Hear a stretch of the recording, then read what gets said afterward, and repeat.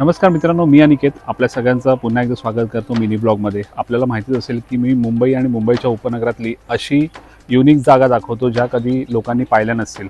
तर त्यापैकीच अशी एक जागा आज मी इथे आलेलो आहे दहिसरमध्ये। हे एक जागृत कालभैरवाचं स्थान आहे।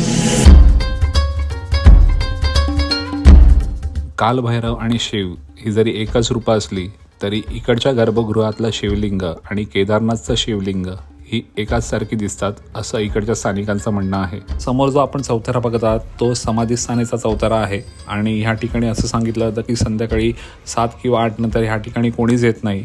समजा जर चुकून कोणीच आलंच तर त्याला कधी कधी साप किंवा श्वान इकडे अवतीभोवती फिरताना दिसतात। ज्या वेळेला समाधीची वेळ असते त्यावेळेला इथे कोणीही येत नाही अशी मान्यता आहे। की ही जागा तुम्ही जर बघत असाल की खूप खाली आहे, इकडे पावसाळ्यात पाणी पण भरतं, पण इकडे खूप जणांनी प्रयत्न केला होता की हे मंदिर बांधण्याचा, पण त्यांच्या स्वप्नात येऊन कालभैरवाने सांगितलं मी जिथे आहे तिथेच मला तसं राहून दे, इथे कुठल्याही प्रकारचं आपण डेव्हलपमेंट किंवा मंदिर बांधण्याचा प्रयत्न करू नका।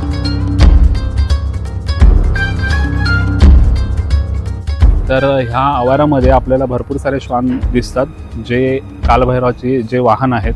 आणि दुसरी महत्त्वाची अजून एक गोष्ट आहे की इकडे जेव्हा कोणी साधक जेव्हा ध्यानस्थ बसला असेल आणि जर तुम्ही चुकून जाऊन जर घंटे वाजवलीत तर ते भुंकतात असं सांगितलं जातं। इतकं जागृत देवस्थान आहे। मुंबईमध्ये अनेक आपल्याला कालभैरवाची मंदिरं पाहायला मिळतात, पण ती मानवनिर्मित आहेत आणि हे मंदिर स्वयंभू आहे आणि खूप प्राचीन 1500 वर्षांपूर्वी किंवा त्याहून अधिक असल्याचा समज आहे।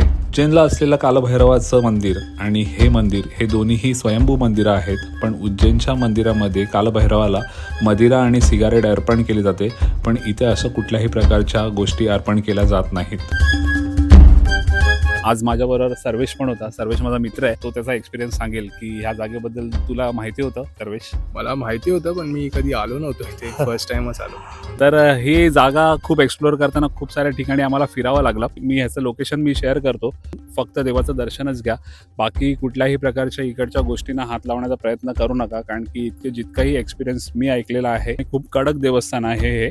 तर कधी आलात तर नक्की भेट द्या आणि अशाच नवीन नवीन व्हिडिओसाठी माझ्या चॅनलला फॉलो करायला विसरू नका आणि हा व्हिडिओ जास्तीत जास्त लोकांपर्यंत शेअर करा, म्हणजेच ह्या समृद्ध आणि प्रसिद्ध अशा देवस्थानाबद्दल लोकांना पण समजेल आणि लोक पण इकडे येऊन दर्शन घेतील। तर मी इथेच हा व्हिडिओ एंड करतोय।